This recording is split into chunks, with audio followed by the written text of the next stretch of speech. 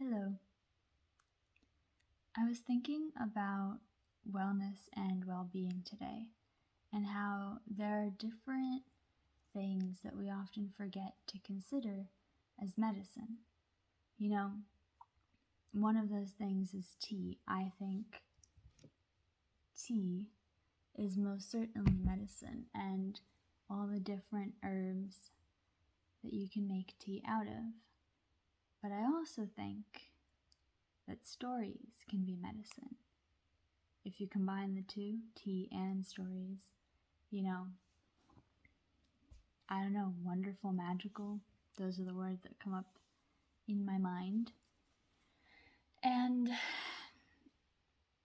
I think stories can be used as medicine because the stories that we hear, the stories that we tell ourselves, they make a difference. I spent some time helping to teach English in Spain about a year ago to kids that were in grades 1, 2, and 3.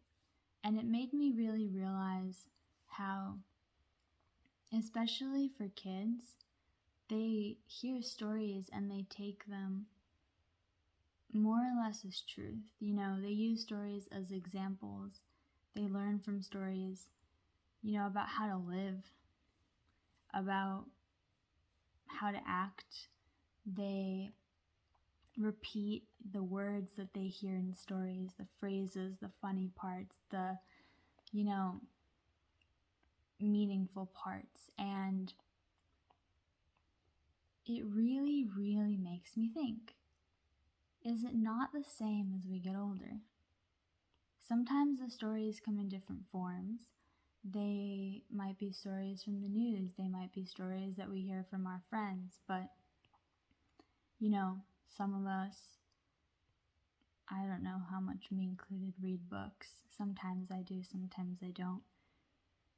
I'm trying to make reading fun as well for myself because, when you go through school, you have to read a lot of informational texts or, something that isn't fun, and you have to dissect all the meanings.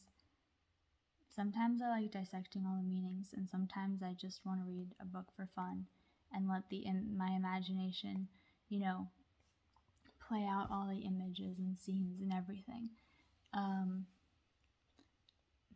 I definitely bounced around from whatever I was talking about. I guess the point was that the stories that we hear as adults are different, but it's still important.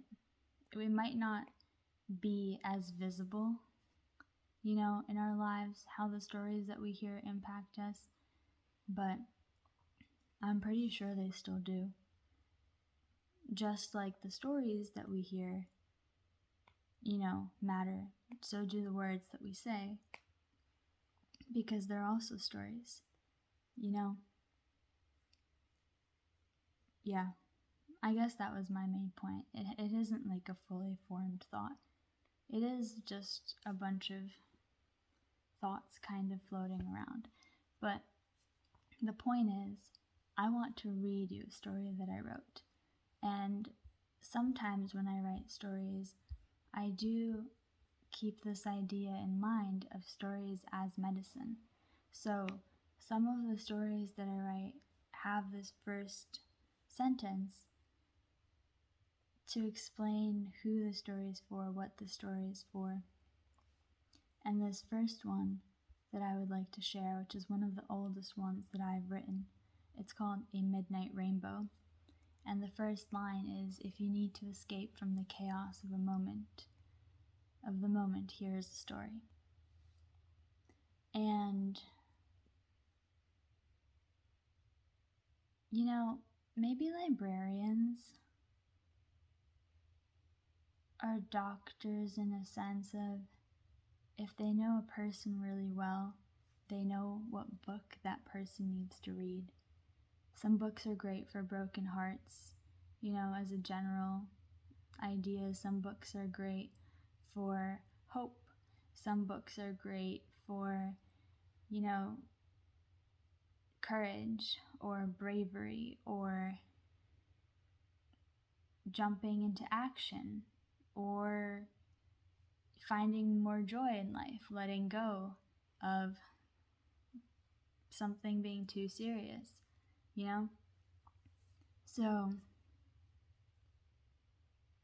I mean, these are all kind of general topics, but some of the stories that I've written specifically for friends, specifically because I knew what they needed to hear, or I imagined what I thought they needed to hear, right? Because no one can really know. Or maybe, I don't know, maybe your intuition can tell you. And I'm tired. And I think that sometimes I read these wonderful stories and then I come across a person and I notice them struggling with one of the same themes that the main character was struggling with, and I'm just like, please read this. Like, when you follow along the story of the character, if it's the same thing that you're feeling, it's like you're more invested. You want to know what happens because it's kind of like it's you. And maybe the resolution of the story is exactly the resolution that you want to hear, or that you need to hear, that might help you. Maybe it's a perspective you haven't thought of before. You know, I was gonna read A Midnight Rainbow, but I'm actually thinking there's this story that I once wrote, which was kind of inspired by the book If on a Winter's Night a Traveler. If anyone knows that one, I finally got myself to finish reading it recently.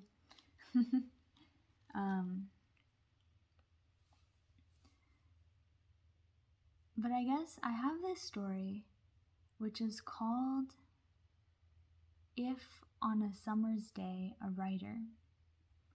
And it's a reflection on where stories come from and how to solve problems in the form of a story. So I'll make a separate video reading just the A Midnight Rainbow story. And so that right now I can read the story If on a Summer's Day a Writer. I know I'm talking a bunch, and it would probably be helpful if at some point I, made a video where it's just the story and it's not me talking. Maybe not, who knows. Anyway, it's already been 8 minutes, so if you're still here, cool. Hopefully you have your tea and you're just hanging out or, I don't know, doing something in the background or getting ready for bed. I think all of us should have story time, not just kids. Adults too. And it could be with kids' books, those are great. Some of them are so amazing with lovely stories and, maybe just short stories for adults if you're not particularly into kids' books. And the reason I say that is because I've been there. I've been the storyteller, per se, the one reading stories, telling stories around a campfire, camping, so that some adult grown men would fall asleep. And, it really showed me the power of storytelling and words. Wait, I was gonna drink this, but then I'm like, it's kind of hot.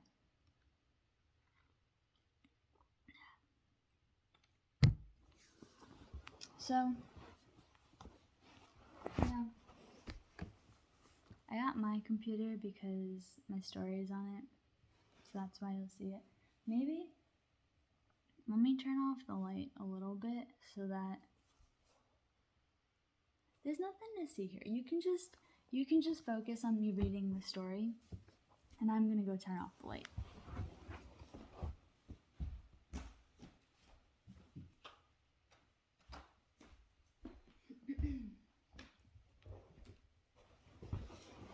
Okay, I didn't turn it off completely, just made it a little dimmer.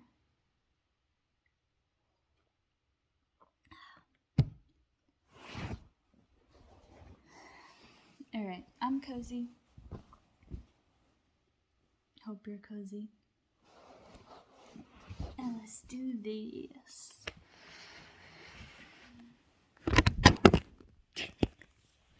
Right, drops my phone.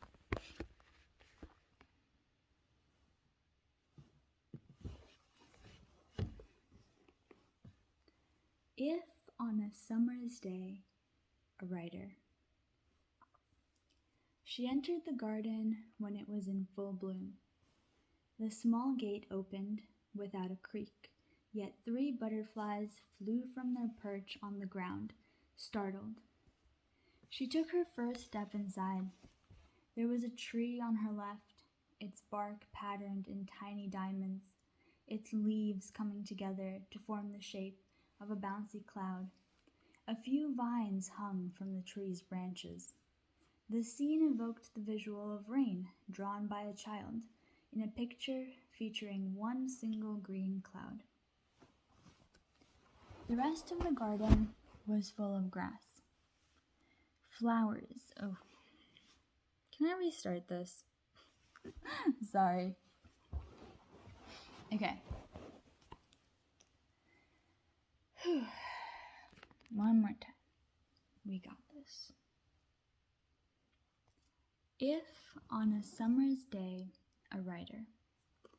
She entered the garden when it was in full bloom.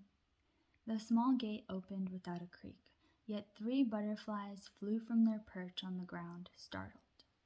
She took her first step inside. There was a tree on her left, its bark patterned in tiny diamonds, its leaves coming together to form the shape of a bouncy cloud.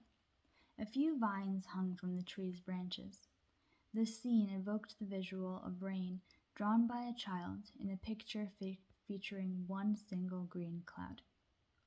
The rest of the garden was full of grass, flowers, and the occasional bush, too wild to seem completely tamed, too tame to seem completely wild. I always do wonder why gardens have gates, Amaryllis said out loud to herself. She looked at the tree with a confounding expression, and let her gaze float to the flowers. Would you stop being a garden if there stopped being a gate? She dropped the train of thought as it started in favor of breathing in the beautiful organized chaos. It brought Amaryllis so much joy to see a messy, slightly overgrown garden that she smiled when she took a breath, lifted her hands up to the sky, and stepped into a spinning jump. When she landed, she heard the birds. She glanced back to where she came from and, now certain that no one's attention could be on her, ran on the grass, letting out a scream and laughing. How silly everything about human society seemed from the garden. When she got out her giggles, Amaryllis plopped onto the ground and snuggled into the corner of a bush. She sighed, wrapped her hands around her knees, and tilted her head to the left, leaning further into the bush. The ground was warm, the grass a bit pointy, and the leaves a bit scratchy. "Do you want me to tell you a story?" she asked the garden. "I feel like I can, if I just close my eyes." Okay, let's see. Once upon a time, how about, no. I want to tell you a story. It feels ready and perfect inside of me, but I don't know what words to use so that it will sound to others the same way it feels to me. Okay, garden, you're right. I guess it doesn't have to sound the same to everyone. And you're not everyone. You know what I feel even if I don't say it, so there's no real risk in saying it wrong. She closed her eyes again, letting go of needing anything to be perfect. She let go of self-consciousness and traveled to, or one could say put her awareness on, the place inside of her that had a story to be told. A bright red string appears in the darkness. It's wavy and, for a moment, still. A cloud comes along, wearing all the parts of his costume: red, shiny shoes, a shirt with a few stripes, a red bow tie, yellow overalls, and the wig of curly hair with a polka dot hat on top. His face is fully painted with drawings of unnaturally swirly eyebrows, triangles under his eyes, and big red circles on his cheeks. He sees the almost glowing red string and walks up to it, but as soon as he does, the string runs away. Wow, magic string, is the first thought that pops into the clown's head. He stands there and continues to watch as the string makes 2 circles, bounces, and becomes still again. The clown waves his hands, shakes his foot, gestures "come here" to the string, but nothing happens. He whistles and the string jolts. He whistles again, and it jolts again. Now imagine that, he thinks. People would love a clown who could do real magic. People would love anyone who could do real magic. I should take the string home with me. The clown slowly tiptoes up to the string and picks up one end. It feels light, but as soon as he tries to walk, he feels the string pulling back, refusing to move. The clown falls over onto his butt and makes a fart noise. He had hidden a whoopee cushion in his pants earlier to protect himself when falling and to make falls funnier. The clown lets go of the string to stand up. When the string bolts away, the clown chases it. After a while of not being able to catch the string, the clown gets tired and sits down, with another whoopee cushion effect, to have a snack. He reaches into his pockets and pulls out a bag of carrots. The bag crinkles as he opens it. The carrots snap when he bites it. Meanwhile, the red string makes a U-turn and starts creeping toward the clown. "You hungry?" the clown asks. "But you're a string. You don't even have a mouth." As the string gets closer, the clown chooses to reach his hand out, offering a carrot. To his surprise, he hears the sound of a bite, and a small part of the carrot disappears into the darkness. "I've never seen anything like it," he thinks, and gets to work figuring out what it could mean. Magic must be real. I do small magic tricks all the time, but they're just tricks. I know how they work. This is different. This is truly amazing. The world is amazing, and if magic is real, I wonder what else is. The clown's imagination started to run wild with thoughts and images he never before cared to entertain, and more of the carrot disappeared until the string took the last bite and the clown felt a whisper brush upon his hand, then a head of fur, followed by the sound of a purr. The clown pulled a flashing circle nose out of his pocket and brought it closer to the red string. There, attached to the string, was a black cat, its eyes closed as if due to blindness. The cat sniffed around and made its way to the rest of the carrots still in the bag, while the clown froze to make sense of what had occurred. The world, for a second, had felt so colorful. His ideas felt so wide, his thoughts so curious, all because something gave him a reason to believe in magic. Because believing in magic felt, well, magical. And now that he had felt it, how could he possibly go back to his same life, to his same way of thinking? He laid down on his back and looked up into the darkness. The cat climbed on top of him, sitting down on his chest. "What else is there to do?" asked the clown, "besides choose to believe in magic? Everything I felt when I thought magic was real was beautiful.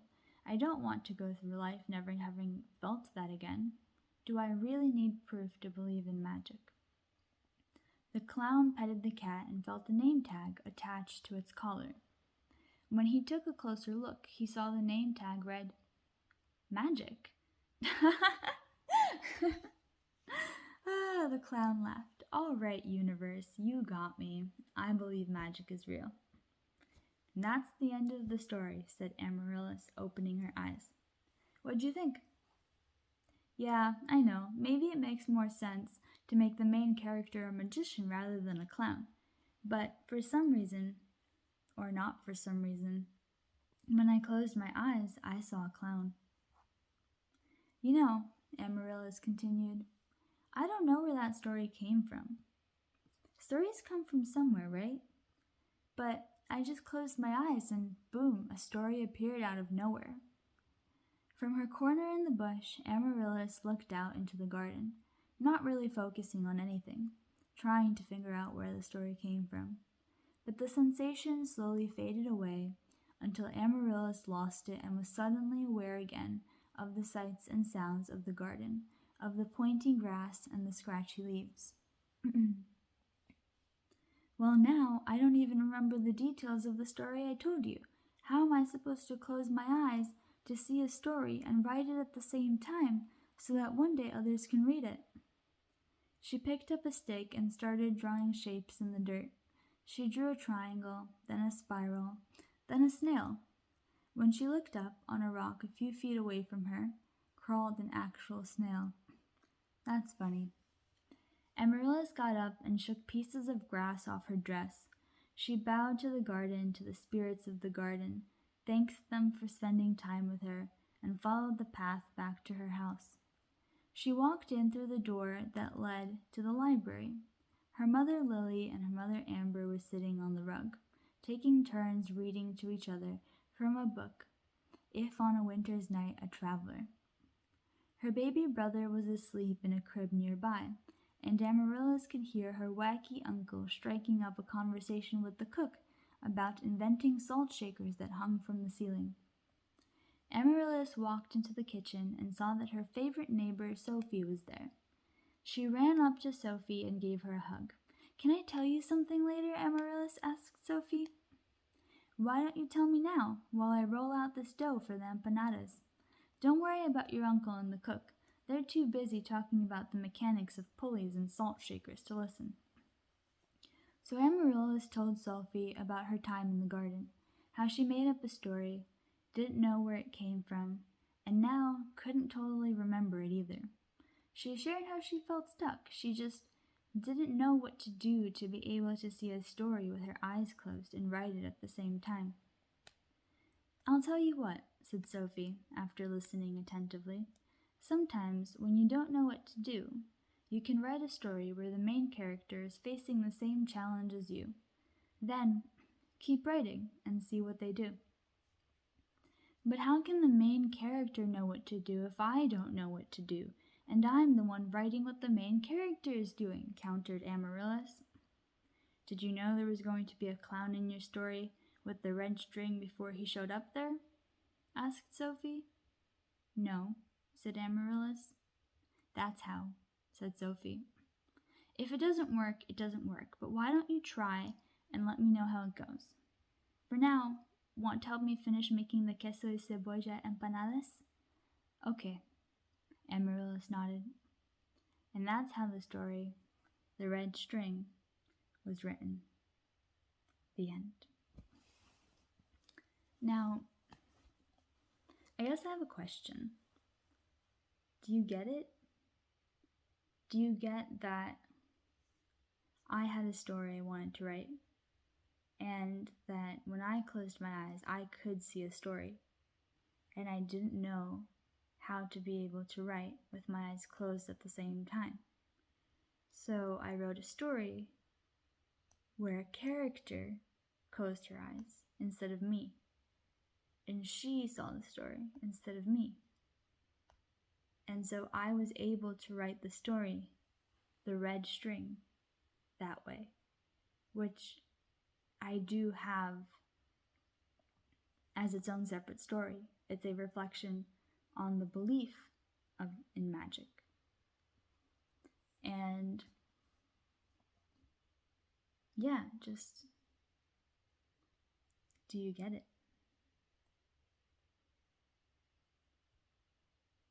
It's kind of the question.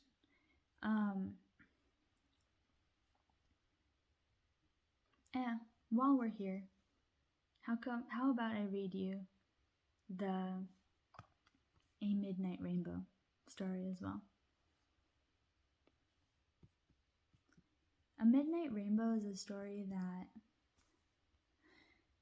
I first came up with when I was laying in the middle of a road at night looking up at the sky. It was a safe road. There were no cars there. It was in some cul-de-sac somewhere in the United States. And I could hear the crickets in the forest nearby. And I could feel all my thoughts just whirling and buzzing inside of me. And I said, one day I'm going to know what it feels like to not have my thoughts just buzzing all the time and running and, going wild. Like one day I'll know what it feels like not to overthink, to just be. And so anyway, I was looking up at the sky, and that's where I got the words A Midnight Rainbow from. And as I read the story, you'll understand what that means. It's a really short story. Could be a little bit like a meditation story.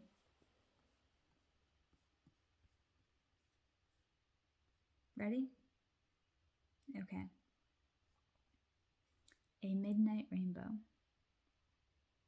If you need to escape from the chaos of the moment, here is a short story. It's dark outside and the moon is just beginning to rise. You place a blanket in a field of grass, smooth out the edges, and then lay down.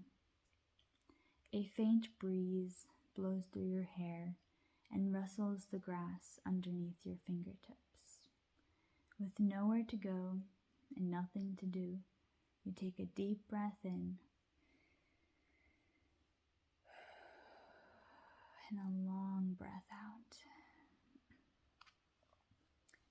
The air smells of earth, fresh after rain, but the ground is no longer wet.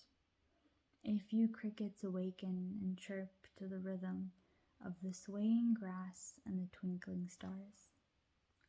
There is a campfire off to the side.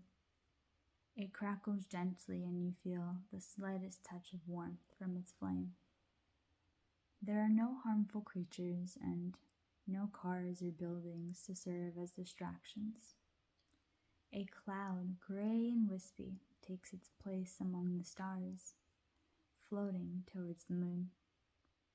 You look up and get lost in the depth that only such a natural sky can create. The moon moves overhead, illuminating the field of grass which holds you. And for the first time, you notice the pond. You can make out a silhouette of a frog as it leaps from a rock, high-fiving the stars. There is a smooth splash in the water and ripples form, expanding in every direction. The ripples move further and further out, reflecting moonlight dances in its waves. You watch the light skip up and down, slower and slower. The breeze quiets, and the air becomes momentarily still.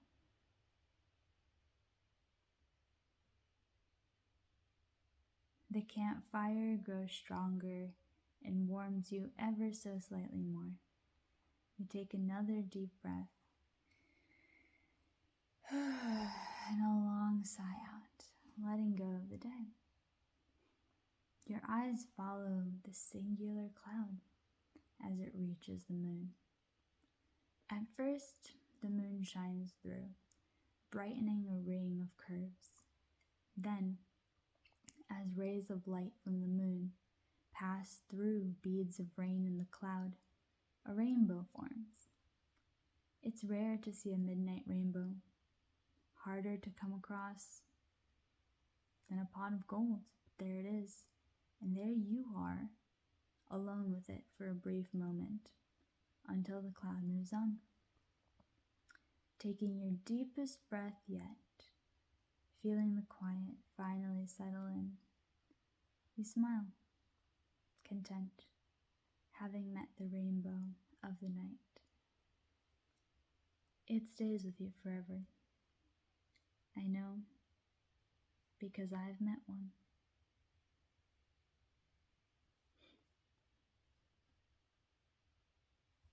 And that is the truth. I have met one. I have met the rainbow of the night.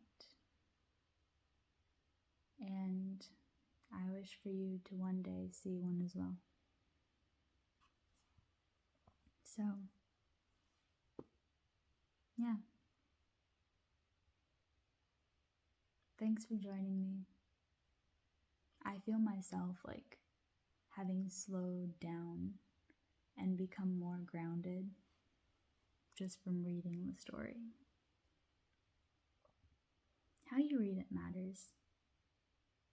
You need to read this story slowly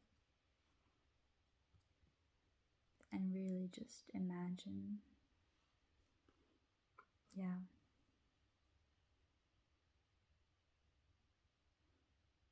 Let's say that this is in honor of the full moon that we had, a day or two ago. I'm filming this on October 19th, 2024. And I believe we had our full moon recently on the 17th of October. Anyway, thanks for joining me, hanging out, listening to the random thoughts in my head and to the stories. Maybe I'll make a Stories as Medicine playlist where I will put just me reading the stories, each individual story, as its own individual video, without the random talking before, in the middle, and after. But yeah. If it's nighttime for you, good night. If it's morning or you're just chilling somewhere, just good day. Tea.